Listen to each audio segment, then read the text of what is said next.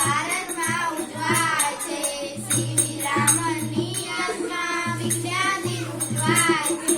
વૈભવ અગ્નિને ને ચક્રની જૂની વાતો થાય છે. દિન પ્રતિદિન નવા પ્રયોગો નિદર્શન રૂપે થાય છે.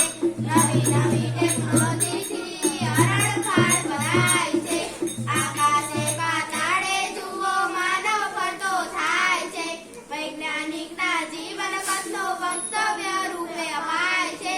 સેમિનાર ને કાર્યક્રમો ધામધૂમથી ઉજવાય છે. ફૂલ્યા ફાલ્યા વિજ્ઞાનની અવનવી શોધ થાય છે.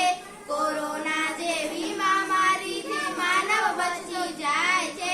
વિજ્ઞાન અને વૈજ્ઞાનિકોનો જય જયકાર થાય છે.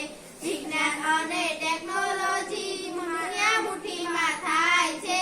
28મી ફેબ્રુઆરી ભારતમાં ઉજવાય છે. સીવી રામનની યાદમાં વિજ્ઞાન દિન ઉજવાય છે. 28મી